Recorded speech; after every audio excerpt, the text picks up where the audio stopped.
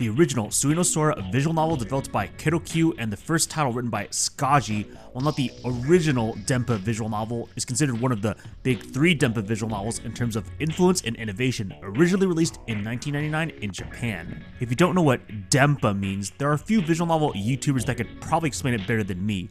But my interpretation of it's always been that a Denpa visual novel is a psychological horror that may have at least a character or two going insane, and you, the reader, not entirely sure what's going on, at least at first, due to unreliable narrators and odd imagery.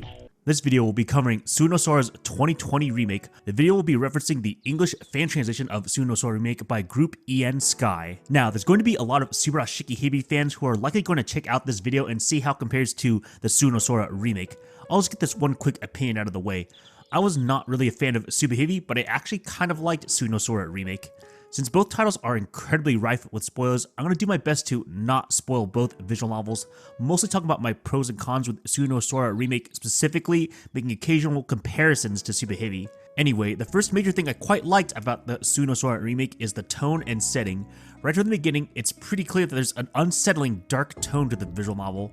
The whole premise is based around a now very old prediction by astrologer Nostradamus that some world calamity was going to happen around July 1999, with most people specifically speculating that it was the end of the world happening.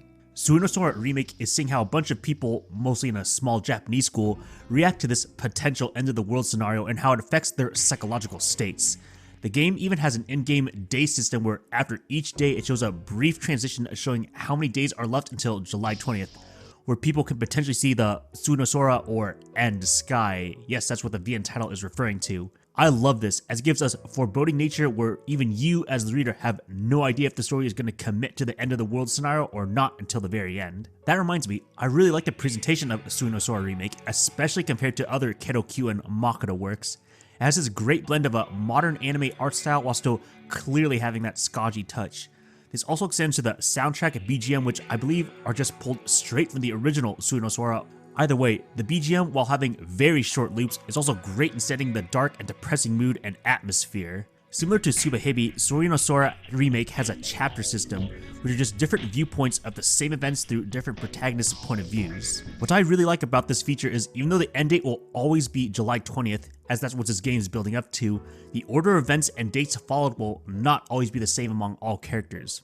Also, seeing an important scene from a certain viewpoint will most likely be recontextualized from another character's point of view in a later chapter, which is great for having a sort of mystery element to the game, and for the most part, that's done really well. One of the main things I like about Tsui no Sora Remake over Subahibi is that I actually like most of the recurring major characters. A problem I had with Subahibi is that the cast, while being large in number, had a lot of characters I either didn't like or care for.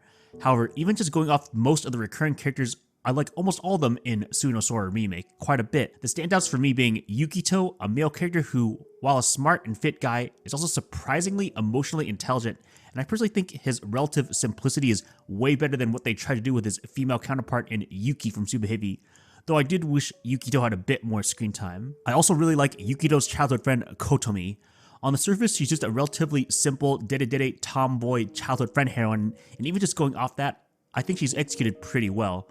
However, her personality sticks out even more as a great foil to many characters in the story, and Kotomi ends up having a great role in many characters' developments, even when she's not on screen. The real highlight in terms of story content to me was Yasuko, a character who was a mere random side character in Subahibi, but in Tsui no Sora Remake specifically, she gets fleshed out quite a lot and is probably objectively the best handled character, having a lot of dark layers slowly uncovered and developed, and probably had my overall favorite story arc in this visual novel and Subahibi.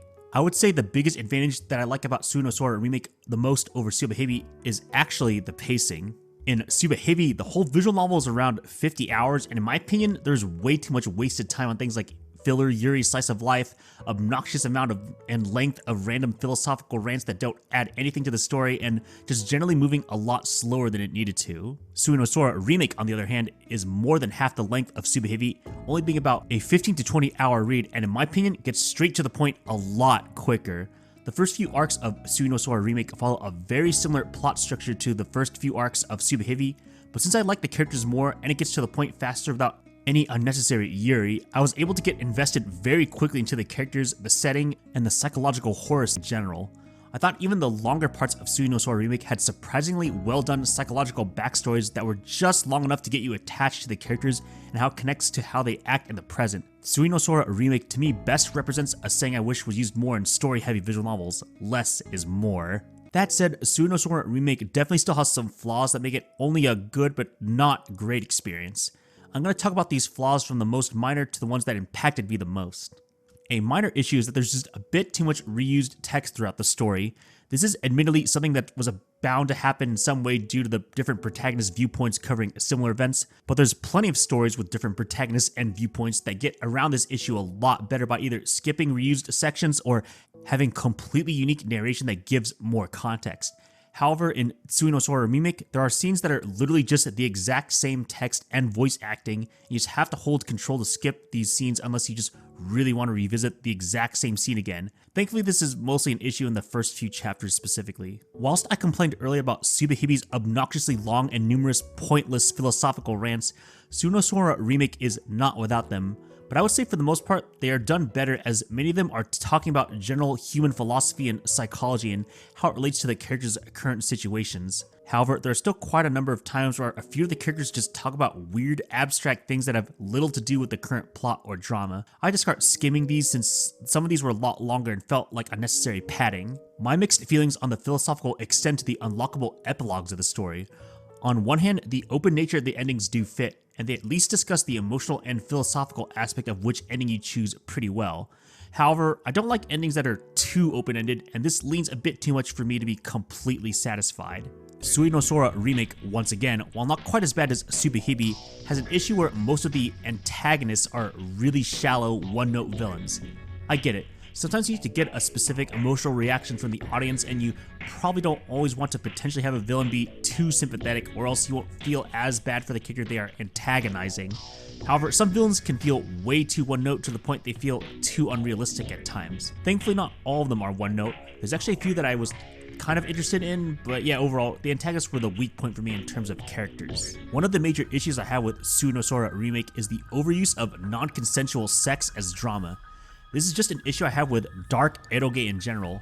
I'm guessing eroge writers are happy with the fact they can finally use dark sex scenes as drama freely without worrying about mainstream media censorship, but to me, many of them go too far in the opposite direction and focus too much on getting an emotional reaction because, for some reason, non-consensual sex is one of the easiest ways to get an emotional reaction from people. Believe it or not, there are more ways to abuse people besides just sexual acts. Sadly, the amount of non-consensual stuff increases as you go throughout the story, and it just gets really silly in the final protagonist viewpoint.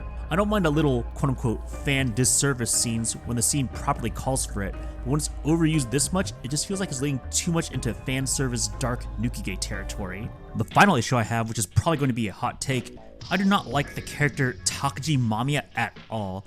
While he was way worse in Subahibi, specifically because he got way more screen time and had a few plot twists I just thought were really dumb, the amount of people who possibly, unironically, say they relate to Takuji kind of concerns me. As far as his appearance in Tsui no Sora Remake goes, he's not as bad, but still definitely not good at all to me.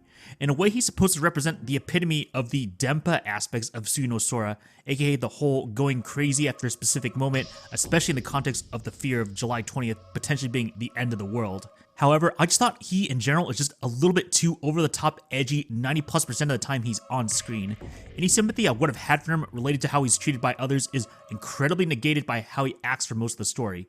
He's not entertaining at all, and the fact that a whole chapter of the story revolves around him means I definitely read his parts a lot faster than the others because reading his craziness was just frustrating to read, which sucks because just about everybody else in the story was quite interesting. But yeah, that mostly covers my thoughts on the Tsui no Sora remake. As someone who was not a fan of Subarashiki Hibi or Wonderful Everyday, but still wanted to like at least one Sca-ji and Denpa title, I'm glad I came out with Tsui no Sora Remake with mostly positive feelings. I actually think Tsui no Sora Remake is probably the best beginner Denpa and Sca-ji visual novel if you're unsure if you would like something like Subahibi.